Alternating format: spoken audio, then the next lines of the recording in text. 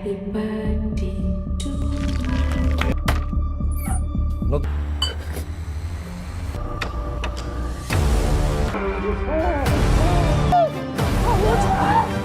আইস পাশা খেলবো রে। এটা কি 999? হ্যালো ভিউয়ার্স, আসসালামু আলাইকুম। বাটার বোনের নতুন একটি ভিডিওতে আপনাকে স্বাগত। আমাদের আজকের ভিডিও বাচ্চাদের জন্য বা দুর্বল হার্টের মানুষের জন্য না। এই মুভিটি বিংস অ্যাপ থেকে মুক্তি পেয়েছে। যদি আপনারা দেখতে চান তাহলে দেখতে পারেন। এই ঘটনাটি বাংলাদেশে ঢাকায় ঘটে যাওয়া সত্য ঘটনার উপর নির্মিত। চলুন তাহলে শুরু করা যাক আজকের মুভি ফ্রাইডে। শুরুতেই দেখা যায় মুনা নামের একটি মেয়ে থানায় বসে আছে। তারপর দেখানো হয় মুনা একটি বাথরুমে বসে মানুষের লাশ টুকরো করে কাটছে। এরপর সিন আবার থানায়। মুনার মা তার সামনে বসেছিল। তার মা জিজ্ঞেস করে, তুই কেন করেছিস সেগুলো? একটা সুযোগ দিতি। মুনা বলে, কেন করেছি জানতে চাও? এরপর মূল সিনেমা শুরু হয়। এই যে টাক মাথায় বাবলি চুল দেখতে পাচ্ছেন, এর নাম হচ্ছে পকাত। পলাশ কাদের তালুকদার। 3 নামের প্রথম অক্ষর দিয়ে পকাত। সে একটা মেয়ে নিয়ে বাইরে এসেছে ঘুরতে। তার জন্য টাকা, গিফট, খাবার অনেক কিছু নিয়ে আসে। আর বারবার তাকে হোটেলে যাবার কথা বললে মেয়ে বলে আজকে না আরেকদিন, ঘুরাইতে থাকে আর কি। আর এই মেয়ে ছিল একজন টিকটকার। এই মেয়ের নাম থাকে মাহি। মেয়েটি পকাতকে বলে, আমার বন্ধুরা সবাই রিং লাইট দিয়ে ভিডিও বানায়, আমার তো কোনো রিং লাইট নেই। তুমি আমাকে বলেছিলে কিন্তু দিবে, দাওনি কিন্তু। পকাত বলে, আরে সবই তো দিব, শুধু তুমি আমাকে কোনো কিছু দিতে চাও না। পকাতের আসলে স্বভাবটাই খুব খারাপ ছিল, মানে সেই মাপের লুচু টাইপের লোক আর কি। উকি ঝুঁকি দিয়ে মানুষের গোসল করা দেখা, নতুন কোনো মেয়ে ছেলে দেখলে তার সাথে বন্ধুত্ব করতে চাওয়া, এগুলোই করে বেড়াতো। এই পকাত ছিল মূলত মোনার হাজব্যান্ড। রাতে মোনার সাথে ঘুমাতে চাইতো না। ফোনে নানান মেয়েদের সাথে নোংরা চ্যাটিং করত। মোনার সাথে পকাতের বিয়ে তার মা জোর করে দেয়। মোনারও কিছুটা মত ছিল, কিন্তু তার পিছনে একটা কারণ ছিল। কি কারণ সেটা সামনে বলবো। একদিন পকাতের মেয়েকে টিচার পড়াতে আসছিল। তখন সে দরজা খুলে খালি গায়ে বসে টিভিতে উল্টাপাল্টা গান শুনছিল আর টিচারের দৃষ্টি আকর্ষণ করার চেষ্টা করছিল। তখন মোনা এসে তাকে বকা দেয়, খালি গায়ে কেন আপনি? জামা পরেন, লুঙ্গি ঠিক করে বসেন। টিভি বন্ধ করে বলে, মেয়ে পড়তেছে দেখেন না। পকাতকে একটি গেঞ্জি দিয়ে গায়ে দিতে বলে দরজা বন্ধ করে সে বাহিরে চলে গেলে পকাত দরজা খুলে টিচারকে বলে, আপনাকে কোথায় জানেন দেখেছি। সিনেমা করেন নাকি? চাইলে করতে পারেন, আমার এফডিসিতে পরিচিত এক বন্ধু আছে, আপনি চাইলে পরিচয় করিয়ে দিতে পারি। ম্যাডাম বলে, ভাইয়া একটা কাজ করতে পারবেন? পকাত বলে, কি? দয়া করে দরজাটা বন্ধ করে দেন। ম্যাডাম তাকে পাত্তা দেয় না। এরপর দেখা যায় পকাত তার ভাড়াইটিয়া বৌদির কাছে যায় ভাড়া আনতে। ফাও পেঁচাল পেরে তার সাথে ভাব জমাতে চায়, কিন্তু তখনই বৌদির হাজবেন্ড আসলে সে আস্তের উপর কেটে পড়ে। তার আসলে স্বভাবটাই ছিল এরকম, মেয়ে মানুষ দেখলেই আওলায়া যেত।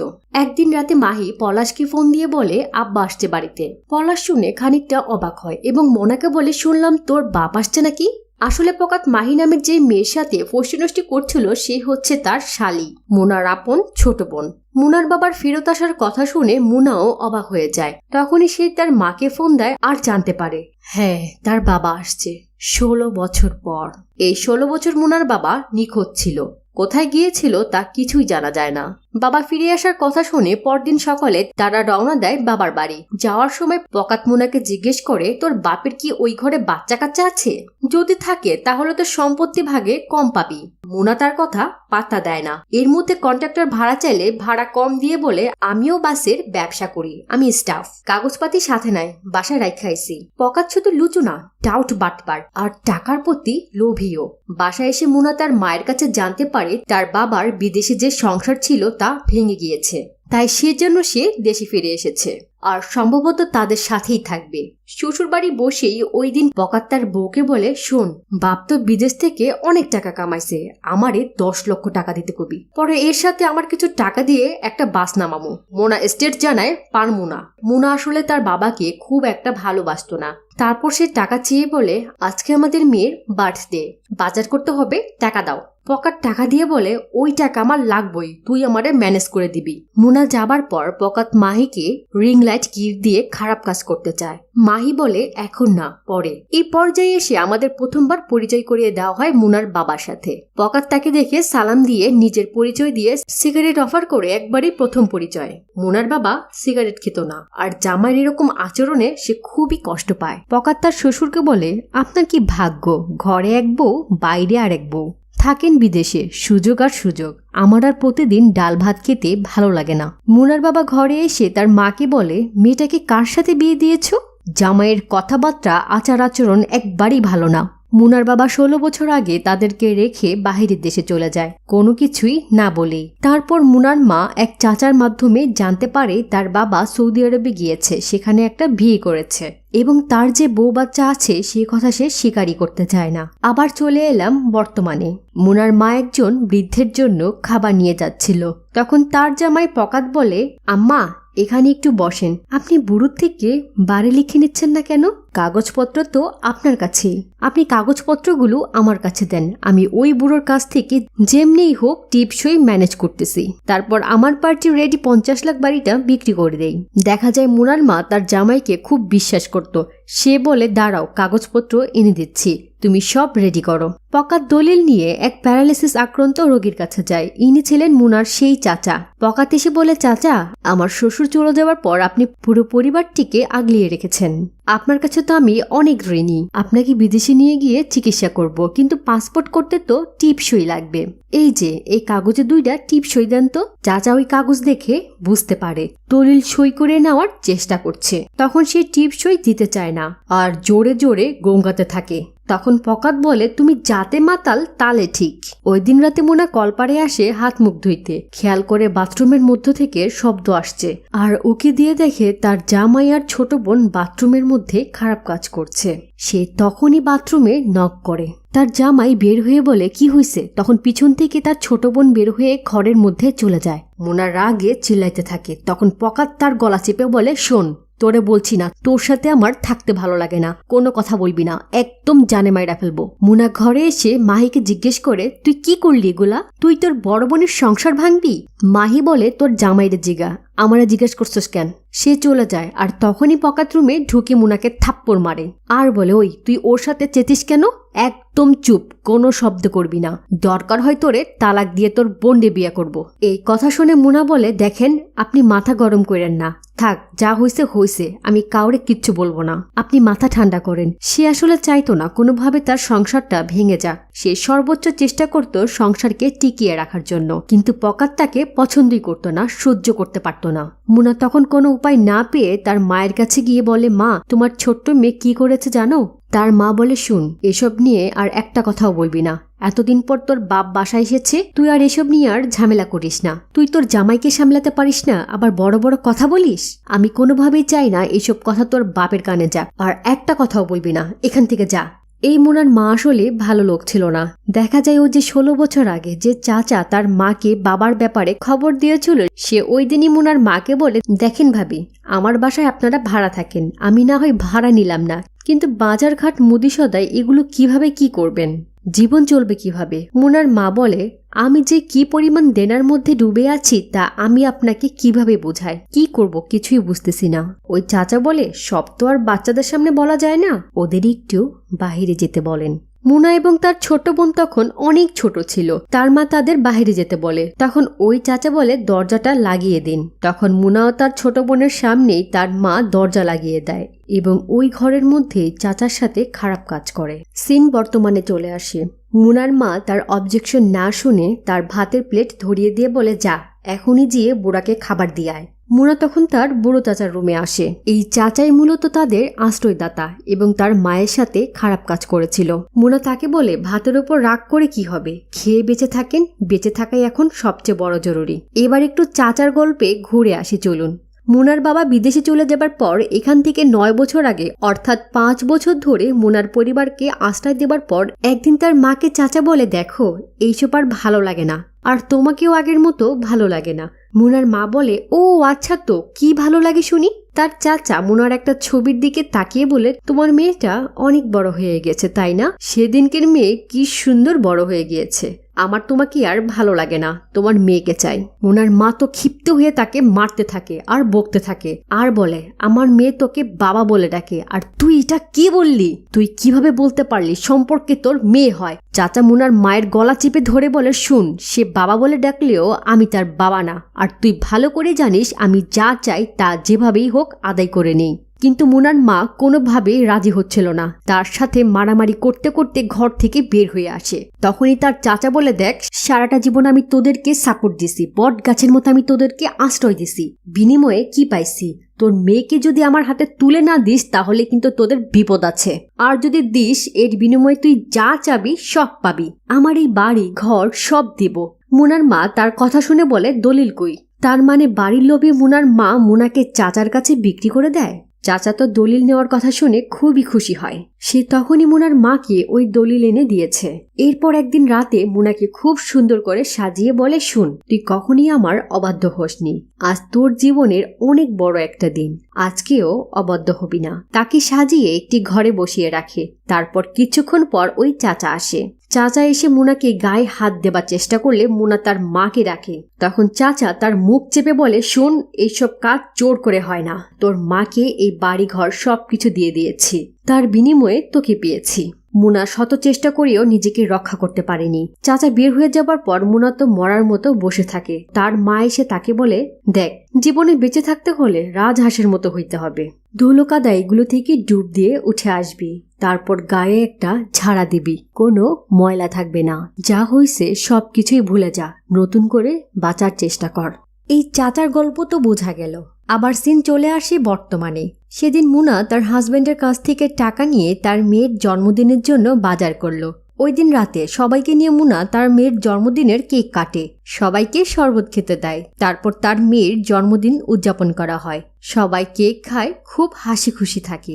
এই দিন ছিল 18ই জুন, শুক্রবার। হঠাৎ মুনা মাঝরাতে ঘুম থেকে উঠে সবার রুমে গিয়ে সবাইকে দেখে। তার বাবা মা, তার সেই বুড়ো চাচা সবাইকে দেখে এসে অজু করে তাহাজ্জুদের নামাজ পড়ে। নামাজ শেষে প্রথমে তার ছোট্ট মেয়েটিকে কোলে করে নিয়ে ওয়াশরুমের মধ্যে রেখে আসে। তারপর ফিরে এসে তার জামাইকে মুখ ও হাত বাঁধে। মেয়ের জন্মদিনের জন্য বাজার করতে গিয়ে মুনা অনেকগুলো ঘুমের ওষুধ কিনেছিল। প্রথমে সে ভেবেছিল নিজে আত্মহত্যা করবে, তারপর চিন্তা করলো, আমি আত্মহত্যা করব কেন? আমি তো কোনো অপরাধ করিনি, বরং আমার সাথে যারা অন্যায় করেছে কষ্ট পেলে এদের পাওয়া উচিত। তাই সে তার মেয়ের বার্থডে পার্টিতে ওই সবাইকে শরবত খাওয়ালো। ওই ঘুমের ওষুধগুলো শরবতে মিশিয়ে সবাইকে খাওয়ানোর পর দুর্বল করে ফেলে। নিজের জামাইকে বেঁধে রেখে প্রথমে সে যায় তাদের রান্নাঘরে। সেখান থেকে একটা ছুরি এবং চাপাতি নেয়। তা প্রথমে সেগুলো ধার দেয়। তারপর বসে ভাবতে থাকে কিভাবে কি করবে।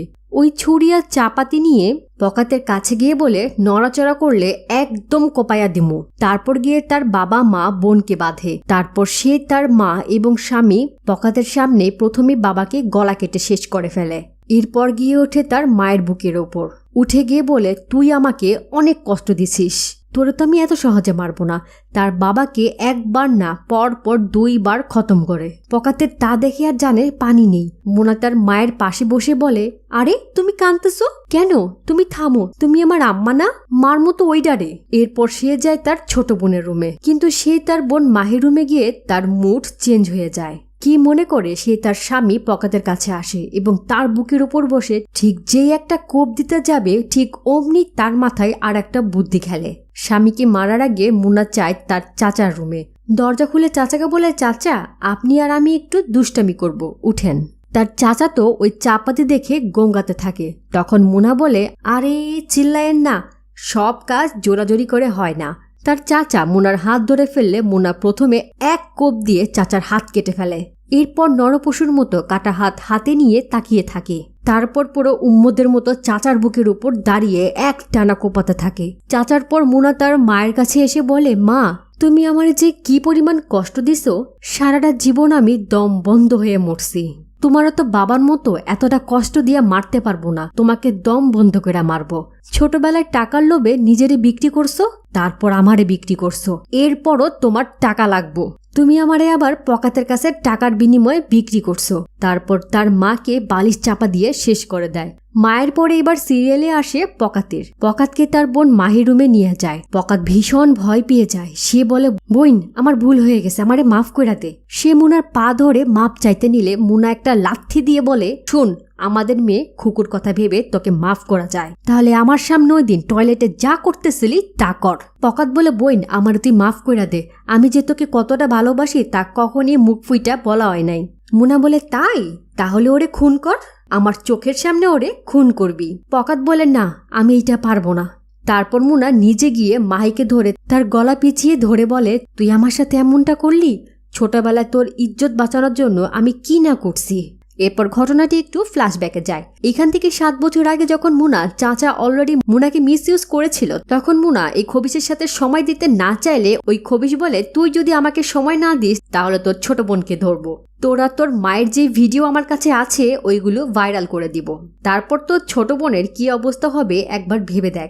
মুনার নিজের জীবনটা শেষ, তার মায়ের জীবনটাও শেষ, তাই সে চায়নি তার ছোট বোনের জীবনটা শেষ হোক। তাই মুনা অনিচ্ছার সত্ত্বেও এই খারাপ কাজগুলো করত। আর সেই বোনই যখন নিজের সংসার ভেঙে দেয়, এই দুঃখ মুনা কই রাখবে। এই প্রথমে মাহিকে গলায় ফাঁস দিয়ে দম বন্ধ করে মারে। শান্তশিষ্ট মুনাকে এই ভয়ঙ্কর রূপ দেখে পকাত তার দিকে অবাক হয়ে তাকিয়ে থাকে। তার মুখ পুরা হা হয়ে গিয়েছে। মুনা, এটা কি করলে? মুনা তাকে বলে, কি ভয় পাইছোস? ভয়ের দেখছস কি? তারপর তার হাতে থাকা চা পাতি দিয়ে মাহিকে উল্টা পাল্টা কোপাইতে থাকে।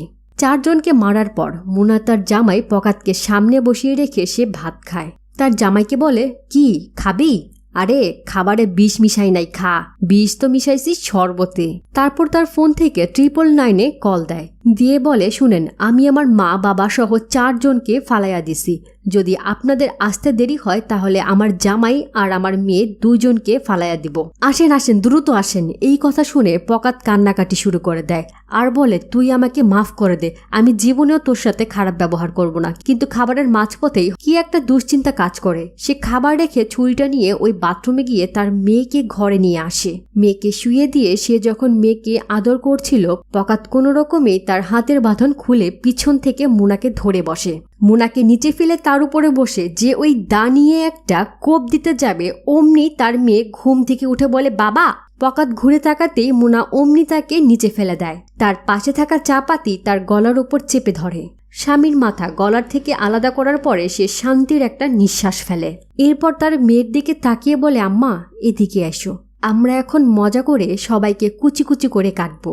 তোমার আজকে বার্থডে না, আসো আমরা বার্থডে কেক কাটবো। এখানে তার মেয়েকে কি করা হয়েছে তা দেখানো হয়নি, তবে ছবির পোস্টারে দেখে মনে হয়েছে সে তার মেয়েকেও মেরে ফেলেছে সম্ভবত। এতক্ষণ ধরে মুনা এই কথাগুলো একটা ক্যামেরার সামনে জবানবন্দি দিচ্ছিল। মুনার মুখেই তার মা বাবাকে হত্যা করায় এমন জঘন্য ঘটনা শুনে ওইখানে দায়িত্ব থাকা পুলিশ অফিসার বলে, তুই তো একটা জানোয়ার, তুই কিভাবে এই কাজটা করলি? তোর সাথে আর কে ছিল?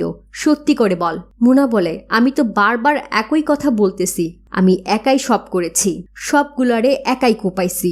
পুলিশ বলে, আমার এখন কি মনে হচ্ছে জানিস, তুই আসলে একটা পাপী। তারপর সে ফাইল নিয়ে চলে যায়। দর্শক, আপনাদের উদ্দেশ্যে বলে রাখি, এই টোটাল ঘটনাগুলো যখন মোনার মুখ থেকে আমরা শুনছিলাম, এই সবগুলো কিন্তু মোনার সামনে বসে থাকা বিভিন্ন চরিত্রকে বলছিল, যেগুলো কিনা কাল্পনিক। মানে ওই যে ক্যামেরার জবানবন্দি দিচ্ছিল না, যখন যার কথা বলেছে তখন সে ধরে নিছে সামনে এসে বসে আছে তার কল্পনায়। তাই আমি পুরো এক্সপ্লেনেশনে এই পার্ট স্কিপ করে গিয়েছি। এর পরবর্তী দৃশ্য দেখানো হয়, তারা ওই যে কেক কাটছিল সেই সিনটা এবং নিচে লেখা ছিল গল্পটা এমন আনন্দ হতে পারত, কিন্তু আর তারপরে দেখানো হয় এই সিনেমার ঢাকায় ঘটে যাওয়া যে সত্য ঘটনা তার কিছু পেপার কাটিং। আর এখানেই শেষ হয়ে যায় ফ্রাইডে মুভি। তো দর্শক, কেমন ছিল আমাদের আজকের মুভি অবশ্যই কমেন্ট করে জানাবেন। আর প্লিজ একটা লাইক দিয়ে দিন, তাহলে অনেকের কাছে পৌঁছাবে। আর যদি শেয়ার দিন তাহলে তো কথাই নেই। আজ বিদায় নিলাম, আল্লাহ হাফিজ।